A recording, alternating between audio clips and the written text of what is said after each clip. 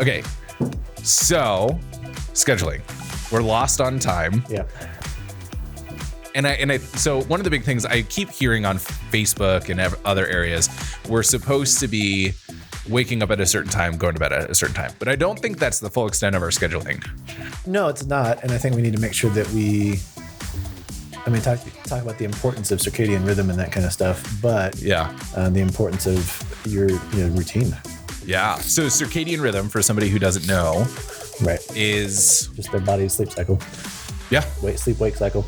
And it's typically a 24-ish hours. Because I think it changes on like early bird, night owl. It is. It's kind of like the tide. Oh, yeah. So it can change depending on different things. So, yeah. Yeah. So follow your circadian rhythm. Sleep hygiene would be really good. But I think we talk about hygiene in general, scheduling hygiene. Oh, yeah. Meaning like your body craves normalcy during this time. Right. So we talk about all that.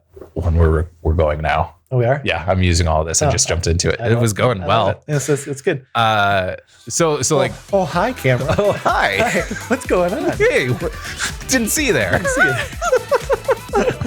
So I like what you said about scheduling hygiene, because I've noticed that the time of day that I'm showering has even been off. Well, and like I've taken advantage of this time to go actually get into a workout regime finally. Oh, nice. No excuses. The gym's downstairs in the basement. Yeah, right. And my office is upstairs on the main floor, and my bed's on the top floor. There's no excuse. I roll out of bed and I can't make an excuse that I can't walk down 3 flights of stairs to go work out. So it's interesting because my shower time, I like to shower before bed just because I like to go to bed clean. But if I'm working out in the morning, I don't want to sit in a nastiness of whatever. So it's almost like at times I've taken 2 showers during the day. Yeah. But no, the craving of normalcy, golly. Like I think part of the reason we lose our days is because we don't schedule. Right. And for a lot of us that are working at home and have the privilege to work at home. Right. Like, having that, okay, I'm going to get up at 5 or 6 still, and I'm going to have breakfast and I'm going to do these things. And, is so important, but to adjust it, and it's just, I'm not a guy that usually loses my days. Right. Me neither. Well, and so my family always talks about like the things that we need to feel human. And it's pretty pervasive in my family. And one of the things that I need to feel human is to shower. Yeah. If I don't shower, I'm not human. I'm a grouchy old man. And drinking some water, really, it all boils down to, I know that the pinnacle of me being able to feel human is showering. Right. And so I have to make sure that I am showering, and earlier the better, so that I feel human earlier in the day. And so I guess one of my challenges, one of the first practical tips would be find the few things that make you feel human and make sure you're scheduling time to do that. Mm-hmm. Well, even just getting out, like going for a drive is huge.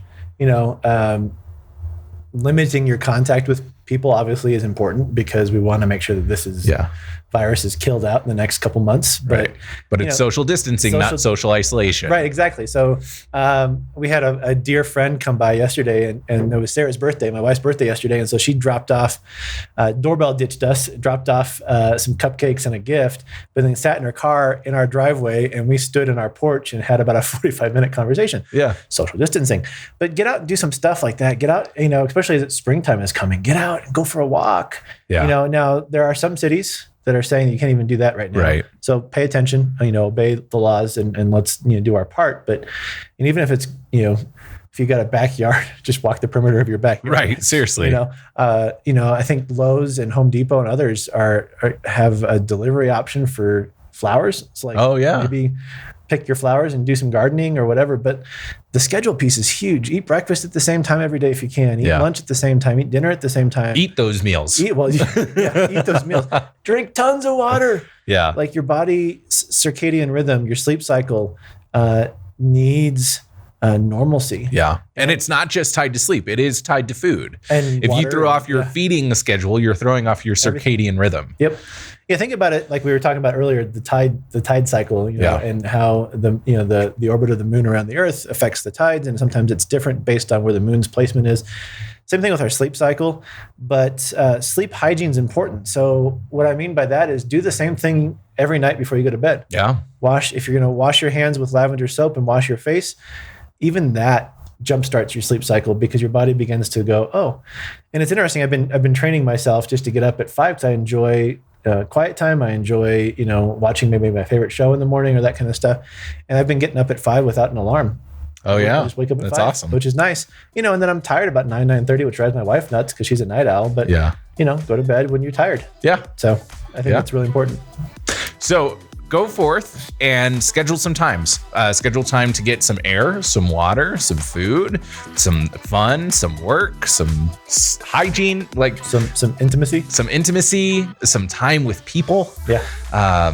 Just as long as we go about it intentionally, I think we can so easily lose ourselves in unintentionality in this time. Yeah. And by building a structure, by building a schedule, we are being intentional and are improving our chances of getting through this season well. And for those of you that don't do discipline well or aren't disciplined in those areas, I'm going to challenge you to kind of push yourself. So if the only thing you could schedule today is your breakfast, lunch, and dinner, hey, at least you get to eat breakfast, lunch, and dinner. And I would put myself in that category of not very disciplined. And what I've found is that the scheduling thing does not have to be at 10:55 a.m. I do this, and then at 10:57 I do this other thing.